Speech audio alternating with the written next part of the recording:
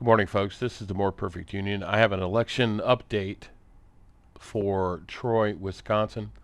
It seems as though Town Board Supervisor number 4 candidate Matt Bocklund, who has raised some recent controversy about campaign signage being relocated by town employees in recent days, has been the victim of some significant vandalism on his signs. And what I want to just show here is that his signage has been, according to Bocklund, the signage was removed. It was beaten up. The poles were taken, and a flag, U.S. flag, was stolen. He has contacted the sheriff's department or the police department and filed a report. And you can see that the report number SO202402288 was filed on Easter Sunday.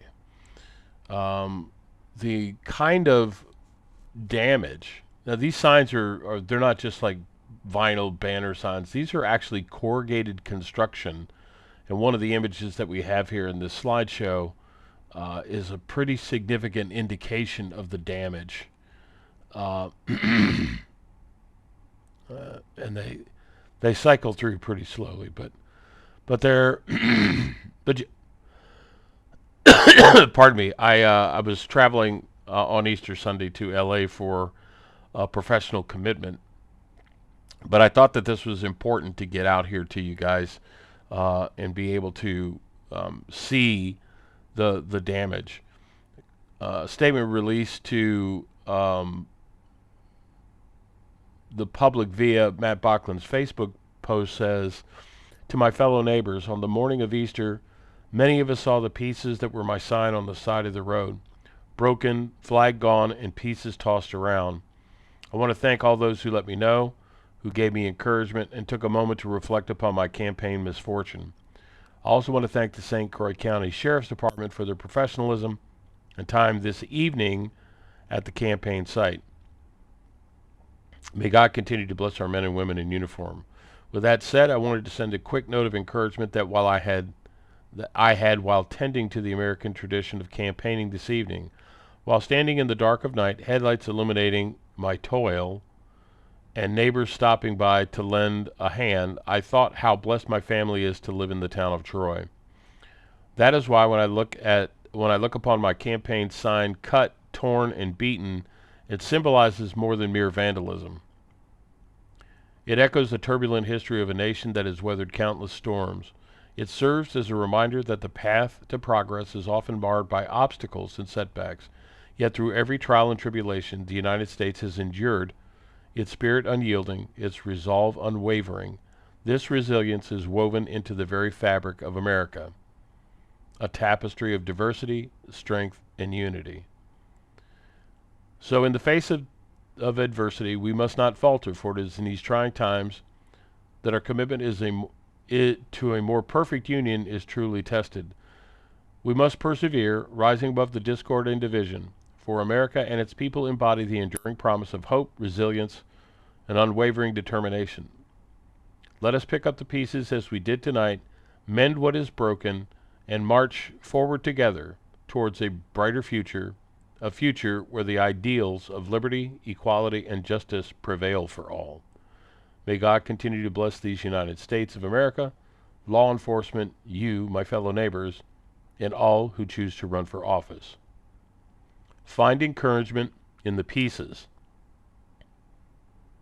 Your fellow neighbor of the United States."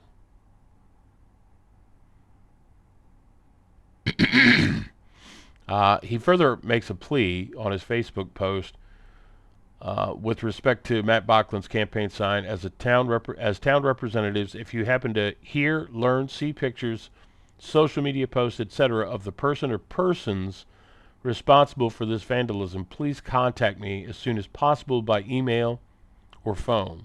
I will in turn provide the sheriff's deputy with that information right away for his investigation. Again, to date, the sheriff's deputy has the pertinent information to conduct the investigation. Now, I had a long travel day yesterday in flying to Los Angeles. And when Matt contacted me, it was already 2 hours later for him than it is for me on the West Coast.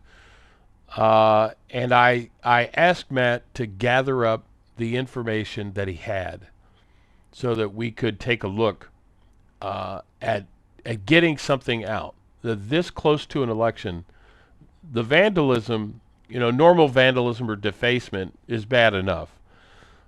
But to vandalize campaign signs, particularly in a small town race where I think there's 2,000 residents, 2,400 residents, I think, in the town of Troy, that's a level of vitriol that is really problematic. And regardless of where you fall on the support for or against the candidate, to rise to the level of damaging their property that they believe is the message that they would like to convey out to people, that is a kind of conduct that we ought not, as a civilized society, one governed by a constitutional framework of law, the rule of law itself. We should not tolerate that from anybody. And I would ask that if anybody has any, I will basically, I'm going to reiterate what candidate Bocklund has said. If anybody knows anything about this, please reach out and contact the More Perfect Union via our social media channels. You can drop us a line at Twitter, X, at the Real MPU, or you can comment on this video. Now, this video is being recorded live for the Twitch.tv community. It will be placed on Rumble and X and YouTube forthwith, as well as Kick. So I just want you guys to know that where I stand on this, I think it was important enough for me to get up, at 6 o'clock in the morning, the day after Easter, to bring this information to you so that you can see it. And again, if you want to report on the specifics, you don't have to tell me, you don't have to tell Matt Bocklund, but please reach out to the sheriff's office, reference this case number,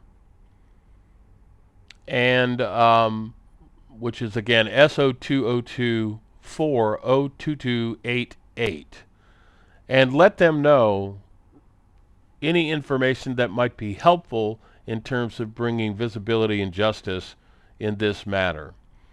We wish candidate Bocklund continued luck and success, and hopefully this becomes a rallying point for the community of Troy as they seek on tomorrow's election to bring the kind of representation that they would like to see. And with that, folks, this is the More Perfect Union signing off from Los Angeles.